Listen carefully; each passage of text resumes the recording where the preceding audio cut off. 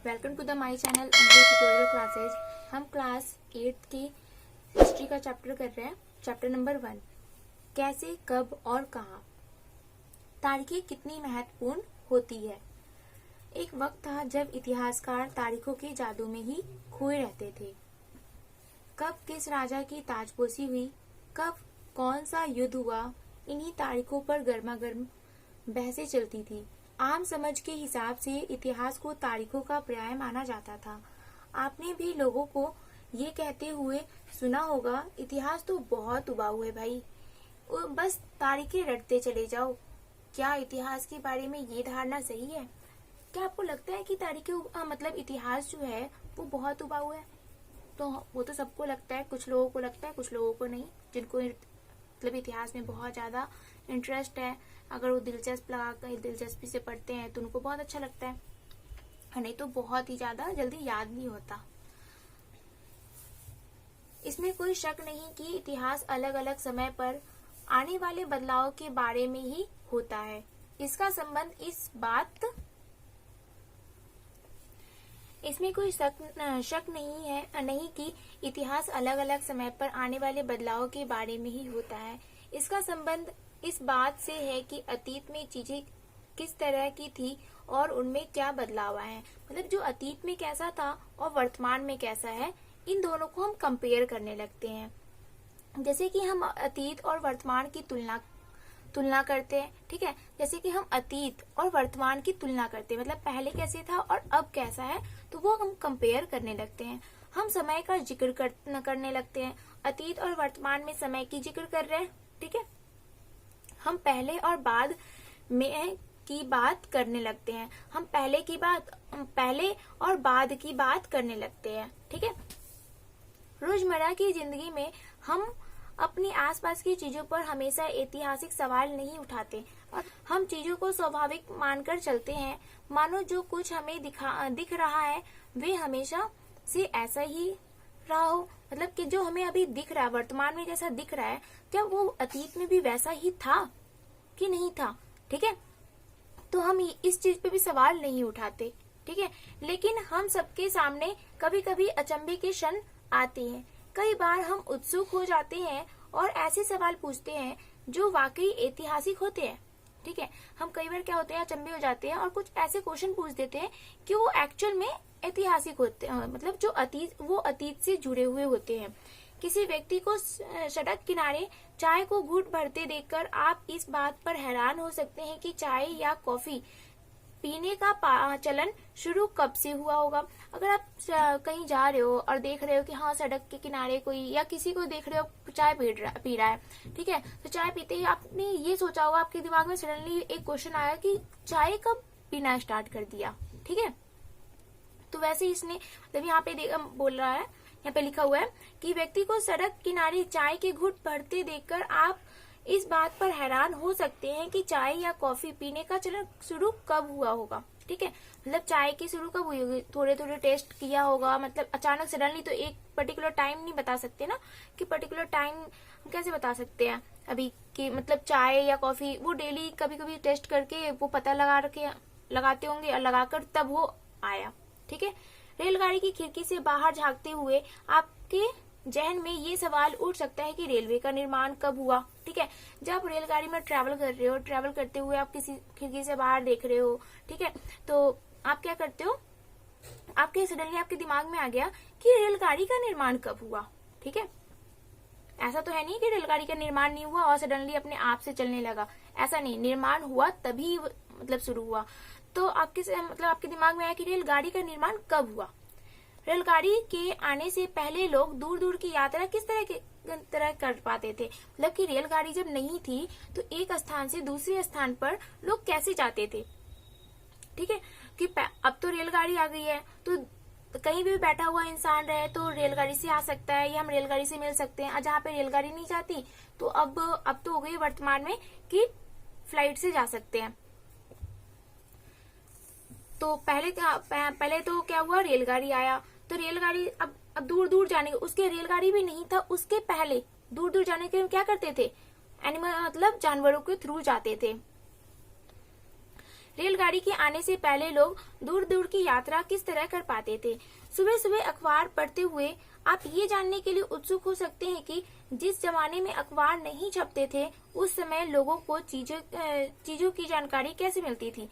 आपके दिमाग में ये भी आया होगा कि मतलब कि जो अखबार आप न्यूज़पेपर पढ़ रहे हो, ठीक है, तो न्यूज़पेपर आपने किसी को पढ़ते हुए देखा होगा, तो आपके दिमाग में सडनली ये क्वेश्चन आया कि अभी तो ये न्यूज़पेपर से इनके पूरे वर्ल्ड की जानकारी मिल जाती है, लेकिन जब न्यूज़पेपर नहीं था, अखबार नहीं था, तो सबको जानकारी कैसे मिलती थी। ठीक है, आप तो यहाँ पे देखो, यहाँ पे एक चित्र बनी हुई है। ठीक है, यहाँ पे एक चित्र बनी हुई है।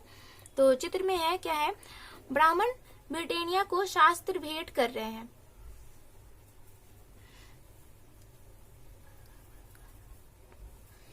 ये देखो, यहाँ पे क्या है, एक ब्राह्मण है। ठीक है, वो ब्राह्मण क्या कर रहे हैं, एक शास्त्र भेंट कर रहे हैं। किसको कर रहे हैं, ब्रिटेनिया को कर रहे हैं शास्त्र भेंट, मतलब ये ब्रिटिश के मतलब है, उनको शास्त्र भेंट कर रहे हैं। तो ये चित्र बनी हुई है। अब देखो, चित्र के बारे में हम नीचे पढ़ लेते हैं कुछ। ब्राह्मण ब्रिटेनिया को शास्त्र भेंट कर रहे हैं। ठीक है, जेम्स रेनेल द्वारा तैयार किए गए पहले नक्शे का आवरण चित्र 1782, मतलब कि ये जो है चित्र जो बनाई हुई है, अभी मैंने जो चित्र देखा वो किसके द्वारा बनाई गई है, वो किसने बनाई थी, जेम्स रेनेल। ठीक है, जेम्स रेनेल ने ये चित्र बनाई थी। और कब बनाई थी, 1782 में बनाई थी। ठीक है, रॉबर्ट क्लाइव ने रेनेल को हिंदुस्तान के नक्शे तैयार करने का काम सौंपा था। जो रॉबर्ट क्लाइव थे, उन्होंने क्या किया था, जेम्स रेनेल को हिंदुस्तान के नक्शे तैयार करने का उन्होंने उसको जिम्मेदारी सौंपी थी। रॉबर्ट क्लाइव ने क्या बोला था जेम्स रेनेल को कि आप भारत के मतलब जो हिंदुस्तान के हैं, हिंदुस्तान के नक्शे तैयार करो। भारत पर अंग्रेजी की विजय के समर्थक रेनेल को वर्चस्व स्थापित करने की प्रक्रिया में नक्शे तैयार करना बहुत महत्वपूर्ण लगता था। मतलब उसको, रेनेल को क्या लगता, बहुत ज्यादा महत्वपूर्ण से लगता था भारत के मतलब हिंदुस्तान का नक्शे तैयार करने का।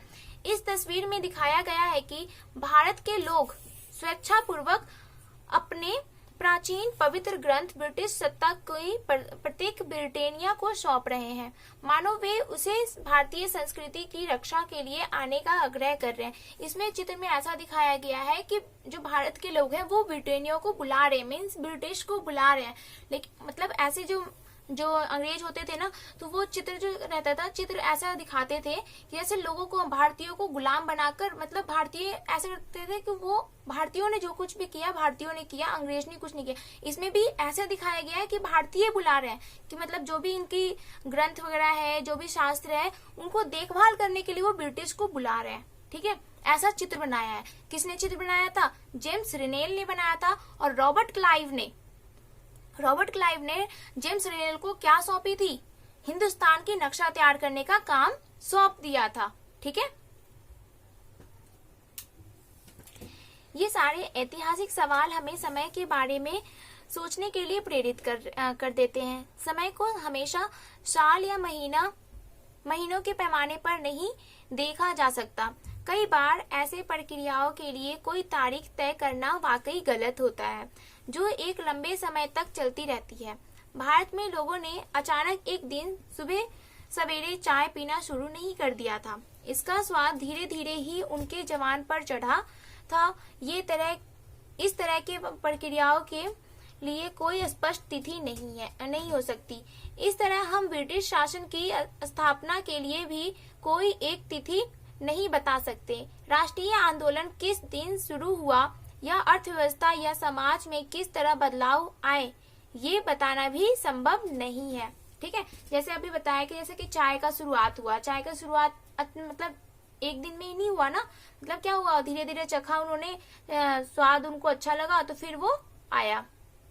तो उसी तरह राष्ट्रीय आंदोलन, जब राष्ट्रीय आंदोलन हुई तो एक दिन में तो सारी चीजें हुई नहीं होगी, वो धीरे धीरे स्टार्ट हुई, तो धीरे धीरे सब कुछ करने इसके बाद ही हुआ। ठीक है, तो एक दिन में कुछ नहीं हुआ, मतलब अब पर्टिकुलर उसका डेट नहीं बता सकते ना कि जैसे कब से स्टार्ट हुआ। अब राष्ट्रीय आंदोलन एक जन ने तो किया नहीं था, और वैसे भी बहुत लोग मिलके कर रहे थे, तो जब से स्टार्ट हुआ, जिसके जहन में पहले आया उन्होंने पहले स्टार्ट कर दिया था।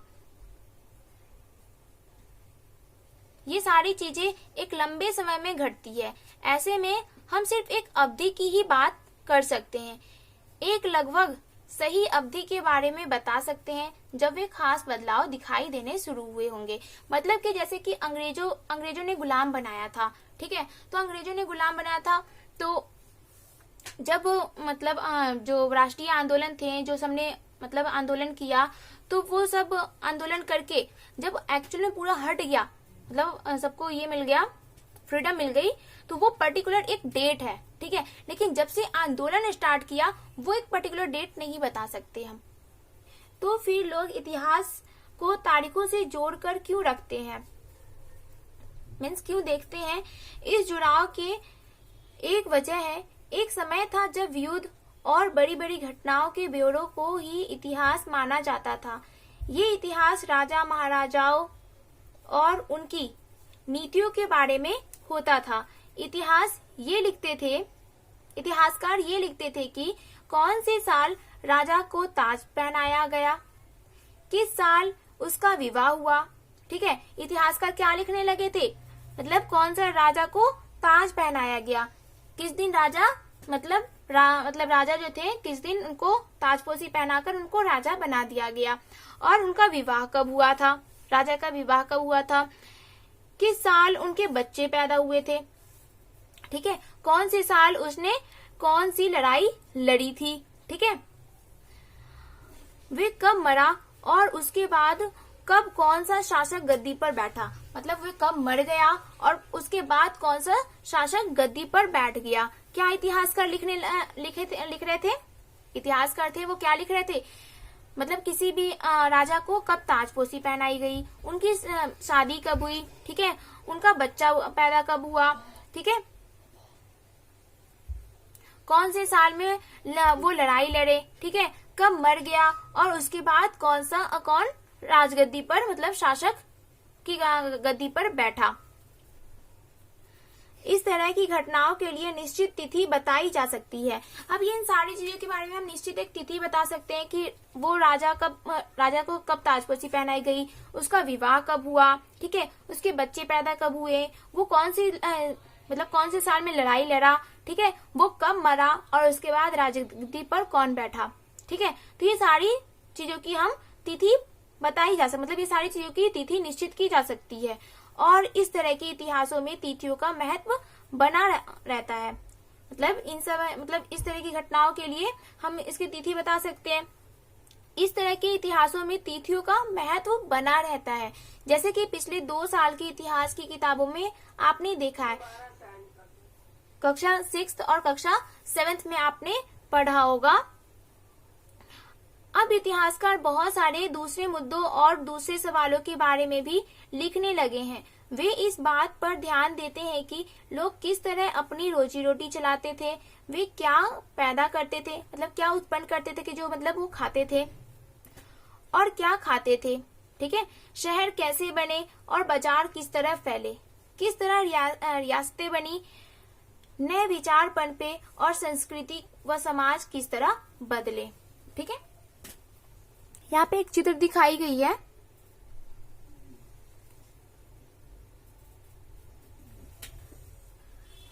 जो लिप्टन टी की है, ठीक है, लिप्टन टी की है। इस पे जो बैठा हुआ है घोड़े पे जो बैठा हुआ है, वो विक्टोरिया के जो तीसरे बेटे थे राजकुमार आर्थर, वो घोड़े पे बैठे हैं, ठीक है। कौन थे? ये लिप्टन टी है, उसके पीछे एक महल है, और तो इस घोड़े पर कौन बैठा है? विक्टोरिया, मतलब ब्रिटेन की रानी थी विक्टोरिया। कहाँ की रानी थी वो? ब्रिटेन की रानी थी विक्टोरिया। उनके तीसरे पुत्र जो थे राजकुमार आर्थर, वो घोड़े पर बैठा हुआ है। तो चलिए हम इसके नीचे पढ़ लेते हैं क्या लिखा हुआ है चित्र 2 में।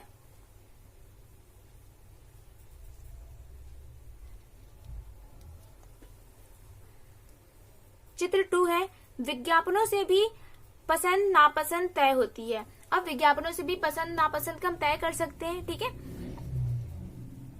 पुराने विज्ञापनों से हमें ये समझने में मदद मिलती है कि नए उत्पादों के लिए बाजार किस तरह तैयार हुए, ठीक है। जो पुराने विज्ञापन है उसे हम ये तय कर सकते हैं। तो पुराने विज्ञापनों से हमें ये समझने में मदद मिलती है कि नए उत्पादों के लिए बाजार किस तरह तैयार हुए और किस तरह नई रुचियां चलन में आई। 1922 में, कब? 1922 में लिप्टन चाय के लिए तैयार किया गया। ठीक है, 1922 में क्या हुआ? लिप्टन चाय के लिए तैयार किया गया। ये विज्ञापन इस बात की ओर संकेत करता है कि दुनिया भर के शाही लोग यही चाय पीते थे। मतलब दुनिया भर के जो शाही लोग थे वो कौन सी चाय पीते थे? लिप्टन टी पीते थे। ठीक है, और कब से स्टार्ट हुई थी? 1922 से। ठीक है, 1922 से लिप्टन चाय के लिए मतलब लिप्टन जो चाय था उसको तैयार किया गया और जितने भी शाही लोग थे वो कौन सी चाय पीते थे? Lipton T. इस तस्वीर में पीछे की तरफ एक भारतीय महल दिखाई दे रहा है। अब इस तस्वीर में आपने देखा था, मैंने आपको तस्वीर में दिखाया था कि जो ये बैठा है राजकुमार आर्थर, इसके पीछे जो महल है वो भारतीय महल है। ठीक है,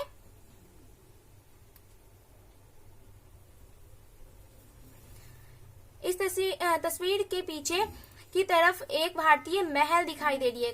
कैसी महल दिखाई दे रही है? भारतीय महल दिखाई दे रही है। जबकि अगले हिस्से में ब्रिटेन की रानी का तीसरा बेटा राजकुमार आर्थर घोड़े पर बैठा हुआ है। अभी मैंने आपको बताया जो घोड़े पर बैठा हुआ है वो ब्रिटेन की रानी विक्टोरिया के तीसरे पुत्र जो राजकुमार आर्थर थे वो बैठे हुए हैं। ठीक है, राजकुमार आर्थर को ड्यूक ऑफ कैनॉट की पदवी दी गई थी। और राजकुमार आर्थर को किसकी पदवी दी गई थी? ड्यूक ऑफ कैनॉट की पदवी दी गई थी। ठीक है, 1922 में लिप्टन टी को क्या किया गया? लिप्टन चाय को तैयार किया गया और जितने भी मतलब इसका विज्ञापन ऐसा था कि इस बात का संकेत कर रहा था कि जितने भी शाही लोग हुए हैं वो लिप्टन चाय को ही पीते हैं। ठीक है, और जो ये राजकुमार आर्थर है, ठीक है, या मतलब ये जो तस्वीर बनी हुई है,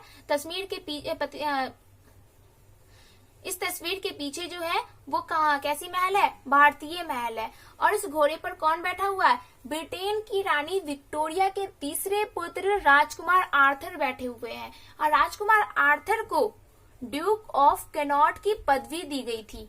ठीक है, कौन सी तारीखें? कुछ तारीखों को महत्वपूर्ण मानने का पैमाना क्या होता है? हम जो तारीखें चुनते हैं, जिन तारीखों के इर्द गिर्द हम अतीत की कहानी बुनते हैं, वे अपने आप में महत्वपूर्ण नहीं होती। वे इसलिए महत्वपूर्ण हो जाती है क्योंकि हम कुछ खास घटनाओं को महत्वपूर्ण मानकर चलने लगते हैं। अगर अध्ययन का विषय बदल जाता है, अगर हम नए मुद्दों पर ध्यान देने लगते हैं, तो महत्वपूर्ण तारीखें भी बदल जाती है। एक उदाहरण पर विचार कीजिए। भारत में ब्रिटिश इतिहासकारों ने जो इतिहास लिखे उनमें हर एक गवर्नर जनरल का शासनकाल महत्वपूर्ण है। जो भारत में ब्रिटिश इतिहासकारों ने जो इतिहास लिखे उनमें हर एक गवर्नर जनरल का शासनकाल बहुत ही ज्यादा महत्वपूर्ण है।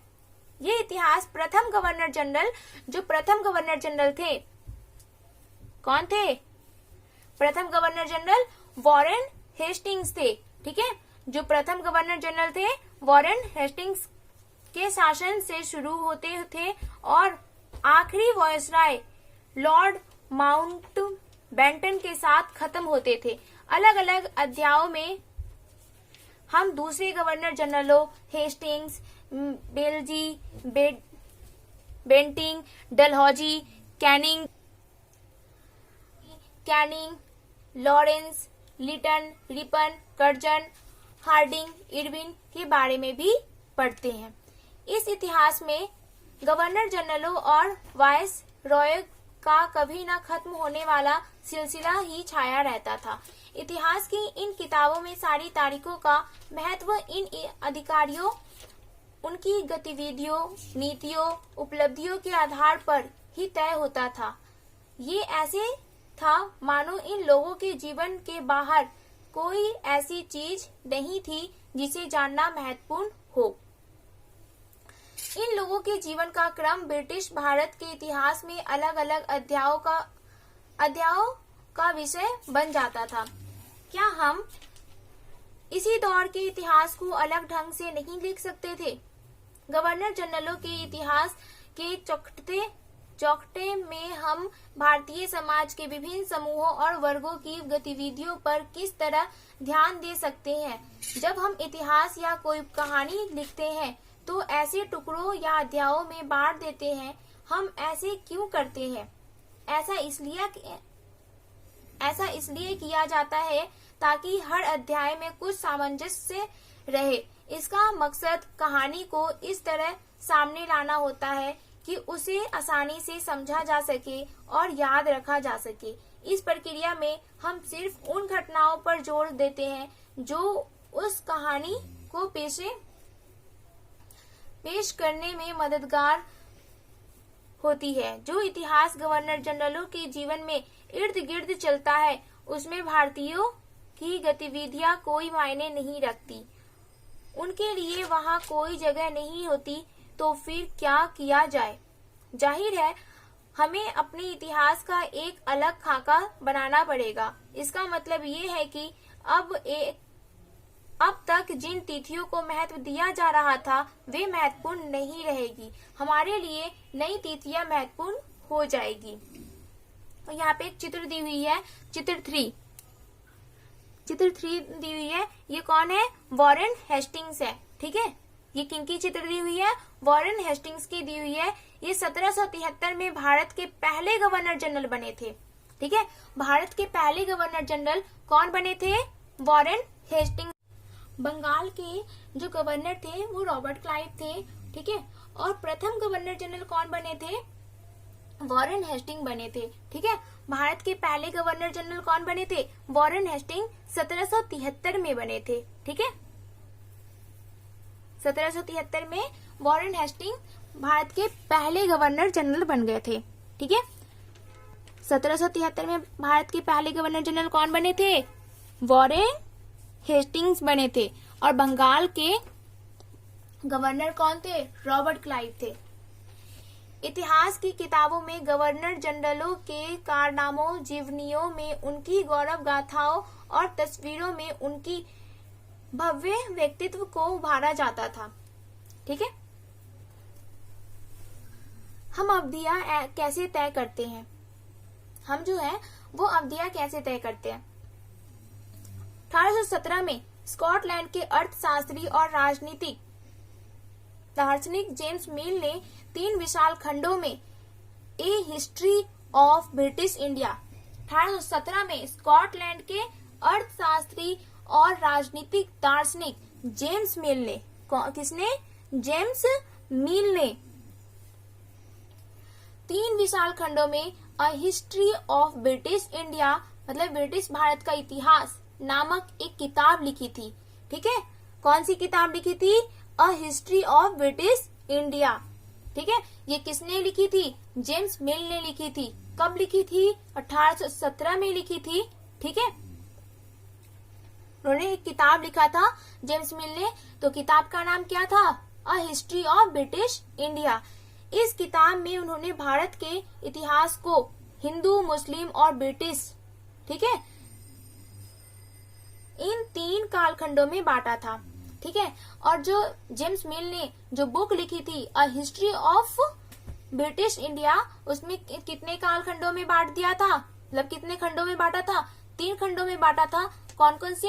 हिंदू, मुस्लिम और ब्रिटिश में बांट दिया था। ठीक है, कालखंडों के इस निर्धारण को ज्यादातर लोगों ने मान भी लिया।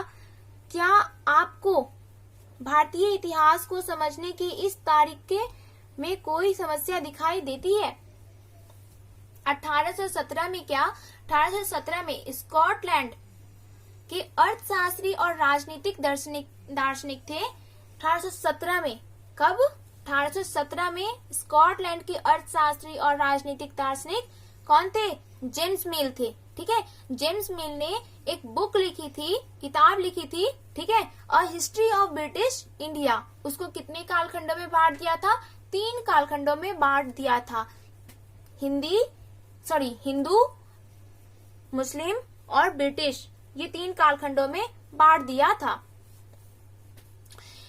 इतिहास को हम अलग अलग कालखंडों में बांटने की कोशिश क्यों करते हैं? इतिहास को जो है हम अलग अलग कालखंडों में बांटने की कोशिश क्यों करते हैं? इसकी भी एक वजह है। हम एक दौर की खासियत तो उसके केंद्रीय तत्वों को पकड़ने की कोशिश करते हैं, इसलिए ऐसे शब्द महत्वपूर्ण हो जाते हैं जिनके सहारे हम समय को बांटते हैं। ये शब्द अतीत के बारे में हमारे विचारों को दर्शाते हैं। वे हमें बताते हैं कि एक अवधि से दूसरी अवधि के बीच आए बदलाव को क्या महत्व होता है। अब देखो, हम जब इतिहास में होते हैं हम तारीखों को बांट देते हैं, क्योंकि इस अवधि से इस अवधि तक ऐसा था, इस अवधि से इस अवधि तक ऐसी सिचुएशन थी। ठीक है। जेम्स मिल को लगता था कि सारे एशियाई समाज सभ्यता के मामले में यूरोप के पीछे हैं। ठीक है, यूरोप से पीछे है। अब वो सोचते थे, जेम्स मिल ये सोच रहा था, क्या सोच रहे थे कि वो ये सोचते थे कि जितने भी एशियाई समाज है, वो एशियाई समाज की सभ्यता है वो किससे पीछे है? यूरोप से पीछे है। इन सब मामलों में एशियाई समाज की सभ्यता जो है, मतलब एशियाई समाज की सभ्यता है, वो यूरोप से पीछे है। ये जेम्स मिल की धारणा थी। जेम्स मिल ऐसे सोचते थे। इतिहास की उनकी समझदारी ये थी कि भारत में अंग्रेजों के आने से पहले यहाँ हिंदू और मुसलमान तानाशाहों का ही राज चलता था। वो ये सोच रहे थे कि जब हम मतलब जो अंग्रेज आए थे, इतिहास की उनकी समझदारी ये थी, मतलब इतिहास के बारे में उनकी समझदारी ये थी, मतलब जो जेम्स मिल थे वो इतिहास को यही समझते थे कि जो भारत में अंग्रेजों से आने के पहले हिंदू और मुसलमान तानाशाहों का ही राज चलता था। मतलब जो भारत में अंग्रेज जब नहीं आए थे, तो अंग्रेज के आने से पहले तो हिंदू और मुसलमान की तानाशाही की राज चलता था। ठीक है, ये जेम्स मिल की धारणा थी। जेम्स मिल ऐसा सोच रहे थे। ठीक है, और वो ये भी सोच रहे थे कि जो एशियाई समाज की सभ्यता है वो यूरोप के कंपैरिजन वो पीछे पीछे है। ठीक है, मतलब बहुत पीछे है। ऐसा नहीं मतलब आगे चल रही, आगे नहीं चल रही उसकी सभ्यता, पीछे चल रही है। ये जेम्स मिल सोचते थे। यहाँ चारों ओर केवल धार्मिक बैर, जातिगत बंधनों और अंधविश्वासों का ही बोलबाला है। वो क्या सोच रहे थे? यहाँ पे धार्मिक बैर है, जातिगत बंधनों और अंधविश्वासों का ही बोलबाला है। कहाँ पे बोलबाला है? भारत में। ठीक है, और ये कौन सोच रहे थे? जेम्स मिल सोच रहे थे। ठीक है, मतलब ये सोच रहे थे कि अगर वो जेम्स मिल जो है, जेम्स मिल की राय पर ही ब्रिटिश शासन भारत को सभ्यता की राह पर ले जा सकता है। ठीक है, मतलब इसके अंदर मतलब भारत में सभ्यता नहीं है, सभ्यता के मामले में बहुत पीछे है। ठीक है, किसके कंपैरिजन? यूरोप के कंपैरिजन। तो जेम्स मिल ये सोचते कि ब्रिटिश शासन ही इसको आगे लेके जा सकते हैं। इस काम के लिए जरूरी था कि भारत में यूरोपीय शिष्टाचार, कला, संस्थानों और कानूनों को लागू किया जाए। ठीक है, क्या था? इस काम के लिए जरूरी था कि भारत में, कहाँ पे? भारत में यूरोपीय शिष्टाचार, कला, संस्थानों और कानूनों को लागू किया जाए। ठीक है, मिल ने तो यहाँ तक सुझाव दिया था, मतलब किसने दिया था सुझाव? जेम्स मिल ने। जेम्स मिल ने यहाँ तक सुझाव दिया था कि अंग्रेजों को भारत के सारे भूभाग पर कब्जा कर लेना चाहिए। मतलब जेम्स मिल ने ये कह दिया था कि अंग्रेजों को क्या, मतलब अंग्रेज जो है, ब्रिटिश जो है, उनको क्या करना चाहिए? भारत पे कब्जा कर लेना चाहिए। जेम्स मिल ने ये कहा था, मतलब ये राय दिया था कि अंग्रेजों को, मतलब अंग्रेज क्या करें कि जितनी भी जमीन है, भूभाग है भारत में, उस पे कब्जा कर लेना चाहिए। ठीक है, ये जेम्स मिल ने राय दिया था, मतलब उन्होंने सुझाव दिया था, ताकि भारतीय जनता को ज्ञान और सुखी जीवन प्रदान किया जा सके। मतलब भारतीय जनता जो है उनको ज्ञान और सुखी जीवन प्रदान किया जा सके। ठीक है, मतलब वो यही सोच रहे थे कि भारतीय सभ्यता जो मतलब एशियाई सभ्यता है वो बहुत पीछे है कंपैरिजन यूरोप से।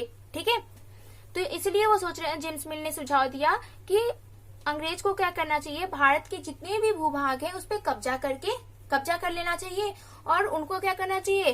भारतीय जनता को ज्ञान और सुखी जीवन प्रदान किया जा सके। ठीक है, जो भी भारतीय जनता है उनको सुखी जीवन प्रदान करने के लिए वो कब्जा कर ले, वही सब कुछ करे।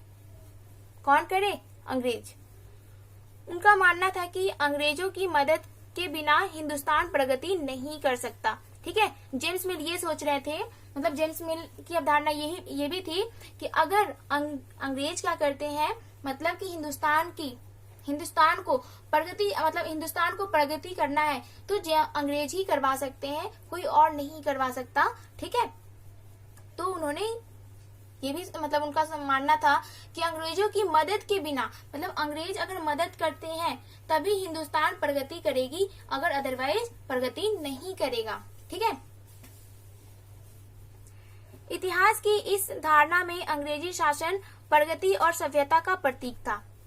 ठीक है, इतिहास में क्या था, मतलब इस धारणा के कारण, जेम्स मिल की धारणा के कारण अंग्रेज जो थे, अंग्रेजी शासन प्रगति और सभ्यता का प्रतीक था। किसका प्रतीक था? अंग्रेज जो था प्रगति और सभ्यता का प्रतीक था। अंग्रेजी शासन से पहले सारा अंधकार का दौर था, मतलब कि वो बोल रहे थे कि जब अंग्रेजी शासन नहीं थी तो उसके पहले पूरा ही अंधकार का दौर चल रहा था। क्या इस तरह की धारणा को स्वीकार किया जा सकता है? बिल्कुल नहीं किया जा सकता है ऐसा धारणा को। क्या इतिहास के किसी दौर को हिंदू या मुसलमान दौर कहा जा सकता है? क्या इन सारे दौरों में कई तरह के धर्म एक साथ नहीं चलते थे? क्या मतलब हिंदू रहते थे तो मुसलमान नहीं रहते थे? क्या मुसलमान रहते थे तो हिंदू नहीं रहते थे? तो यही यहाँ पे है, क्या इतिहास के किसी दौर को हिंदू या मुसलमान दौर कहा जा सकता है? क्या इन सारे दौरों में कई तरह के धर्म एक साथ नहीं चलते थे? किसी युग को केवल उस समय के शासकों के धर्म के हिसाब से तय करने की जरूरत क्या है? अगर हम ऐसा करते हैं तो इसका मतलब ये कहना चाहते हैं कि औरों के जीवन और तौर तरीकों का कोई महत्व नहीं होता। हमें याद रखना चाहिए कि प्राचीन भारत में सारे शासकों का भी एक धर्म नहीं होता था। अंग्रेजों द्वारा सुझाए गए वर्गीकरण से अलग हटकर इतिहासकार भारतीय इतिहास को आमतौर पर प्राचीन, मध्यकालीन और आधुनिक काल में बांटकर देखते हैं। जो भारतीय इतिहासकार थे, ठीक है, जो भारतीय इतिहास मतलब अंग्रेजों द्वारा सुझाए गए वर्गीकरण से अलग हटकर, ठीक है, अंग्रेज जो उन्होंने वर्गीकरण अलग करी थी, ठीक है, जो भारतीय इतिहासकार थे उन्होंने जो वर्गीकरण किया तो वो उन्होंने कैसे किया? प्राचीन काल, मध्यकाल और आधुनिक काल। जो हम 8th क्लास में पढ़ रहे हैं ये 1750 के बाद के पढ़ रहे हैं। ठीक है, 1750 के बाद ये आधुनिक काल के बारे में पढ़ रहे हैं हम। ठीक है, कौन से काल के बारे में पढ़ रहे हैं? आधुनिक काल के बारे में पढ़ रहे हैं। ठीक है, और आपने कक्षा 7th में आपने मध्यकाल के बारे में पढ़ा और कक्षा 6 में आपने कौन से काल के बारे में पढ़ा? प्राचीन काल के बारे में पढ़ा है। ठीक है, इस विभाजन की भी अपनी समस्याएं हैं। इतिहास को इन खंडों में बांटने की ये समझ भी पश्चिम से आई है। पश्चिम में आधुनिक काल को विज्ञान, पश्चिम में जो था मतलब ये जो भारतीय इतिहासकार ने बांटा था 3 कालखंडों में, कौन कौन से? प्राचीन काल, मध्यकालीन और आधुनिक काल। ये सब मतलब कहाँ से आई थी? मतलब इस इतिहास को इन खंडों में बांटने की ये समझ भी पश्चिम से आई थी। ठीक है, कहाँ से आई थी? पश्चिम से आई थी। पश्चिम में आधुनिक काल को विज्ञान, तर्क, लोकतंत्र, मुक्ति और समानता जैसी आधुनिकता की ताकतों के विकास का युग माना जाता है। उनके लिए मध्यकालीन समाज वे समाज थे जहां आधुनिक समाज की ये विशेषताएं नहीं थी। क्या हम अपने अध्ययन के लिए आधुनिक काल की इस अवधारणा को बिना सोचे विचारे ऐसा ही अपना सकते हैं जैसे कि आप इस किताब में देखेंगे? अंग्रेजों के शासन में लोगों के पास समानता, स्वतंत्रता या मुक्ति नहीं थी। जब अंग्रेजों ने शासन किया, जब अंग्रेज शासन कर रहे थे भारत में, तो अंग्रेजों के शासन में लोगों के पास क्या नहीं थी? समानता नहीं थी, स्वतंत्रता नहीं थी, मुक्ति नहीं थी, ना ही ये आर्थिक विकास और प्रगति का दौर था। ठीक है, जेम्स मिल तो ये सोच रहे थे कि अंग्रेज अगर इसको कब्जा कर लेते हैं तो वो हिंदुस्तान को प्रगति की ओर लेके जाएंगे। अगर ये कब्जा नहीं करते तो हिंदुस्तान प्रगति नहीं करेगा। तो जब अंग्रेज ने किया मतलब शासन किया, तो क्या वो लोगों के पास समानता, स्वतंत्रता या मुक्ति नहीं थी? ना ही आर्थिक विकास और प्रगति का दौर था। बहुत सारे इतिहासकार इस युग को, बहुत सारे इतिहासकार जो होते हैं वो इस युग को क्या कहते हैं? औपनिवेशिक युग कहा जाता है। अब आप बोलोगे औपनिवेशिक युग क्या होता है? औपनिवेशिक क्या होता है? ठीक है, औपनिवेशिक यहाँ पे लिखा है तो इसका मतलब आपको पता नहीं है। चलो मैं मतलब बताती हूँ पहले, औपनिवेशिक किसे कहते हैं। औपनिवेशिक क्या होता है? इस किताब में आप पढ़ेंगे कि किस तरह अंग्रेजों ने हमारे देश को जीता और स्थानीय नवाबों और राजाओं को दबाकर अपना शासन स्थापित किया। क्या पढ़ेंगे आप? अंग्रेजों ने हमारे देश को जीता, ठीक है, स्थानीय नवाबों और राजाओं को दबाकर अपना शासन स्थापित किया। आप देखेंगे कि किस तरह उन्होंने अर्थव्यवस्था व समाज पर नियंत्रण स्थापित किया। कहाँ पे नियंत्रण स्थापित किया? अर्थव्यवस्था और समाज पे नियंत्रण स्थापित किया। अपने सारे खर्चों को निपटाने के लिए राजस्व वसूल किया। अपनी जरूरतों की चीजों को सस्ती कीमत पर खरीदा। निर्यात के लिए महत्वपूर्ण फसलों की खेती कराई। अब क्या किया उन्होंने? शासन जब किया, हाँ मतलब भारत में जब शासन किया तो उन्होंने क्या किया? सारे खर्चों को निपटाने के लिए राजस्व वसूल किया। मतलब कि जो भी उनकी खर्चे होती थी वो खर्चों को निपटाने के लिए क्या करते थे? मतलब भारतीयों से राजस्व वसूल करते थे, ठीक है। और वो क्या करते थे? यहाँ मतलब भारत से सस्ती कीमत पर खरीद कर वो दूसरी जगह पे यूरोप में व्यापार कर रहे थे, ठीक है। निर्यात के लिए महत्वपूर्ण फसलों की खेती कराई, ठीक है। बेचने के लिए मतलब निर्यात करने के लिए क्या किया? फसलों की खेती कराई। और इन सारी कोशिशों के कारण क्या बदलाव आए? इन सारी कोशिशों के कारण क्या बदलाव आए? आप ये भी जानेंगे कि ब्रिटिश शासन के कारण यहाँ की मूल्य मान्यताओं और पसंद नापसंद रीति रिवाज व तौर तरीकों में क्या बदलाव आए, ठीक है। उन्होंने ऐसे किए। जब उन्होंने शासन कर लिया तो उन्होंने क्या कर दिया? मतलब कि अपने खर्चे को निपटाने के लिए राजस्व वसूल किए, ठीक है। और वो क्या करते थे? भारत से सस्ती चीजों को खरीद देते थे और यूरोप में जाकर महंगी चीजों में बेचते थे, ठीक है। और निर्यात करने के लिए उन्होंने क्या किया था? और फसलों मतलब खेती कराई थी। मतलब निर्यात करने के लिए फसलों की खेती कराई थी। औपनिवेशिक क्या होता है?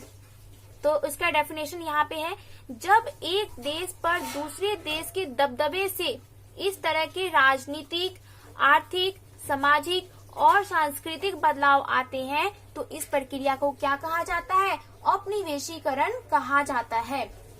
जब एक देश पर दूसरे देश के दबदबे होते हैं, जैसे भारत पे किसका दबदबा था? अंग्रेजों का दबदबा था। तो आप ऐसे कह सकते हो, जब एक देश पर दूसरे देश के दबदबे से इस तरह के राजनीतिक, आर्थिक, सामाजिक, सांस्कृतिक बदलाव आते हैं तो इस प्रक्रिया को औपनिवेशीकरण कहा जाता है। औपनिवेशीकरण किसे कहा जाता है? तो क्या बोलोगे? जब एक देश पर दूसरे देश के दबदबे से इस तरह के राजनीतिक, आर्थिक, सामाजिक और सांस्कृतिक बदलाव आते हैं तो इस प्रक्रिया को औपनिवेशीकरण कहा जाता है। लेकिन जल्दी ही आप ये समझ जाएंगे कि सारे वर्ग और समूह इन बदलावों को एक ही ढंग से अनुभव नहीं कर रहे थे। इसलिए इस किताब को हमारे अतीत यानी कई अतीतों पर केंद्रित नाम दिया गया। हम किस तरह जानते हैं ये अब हम नेक्स्ट क्लास में करेंगे। आज के लिए इतना ही। Thank you for watching my video.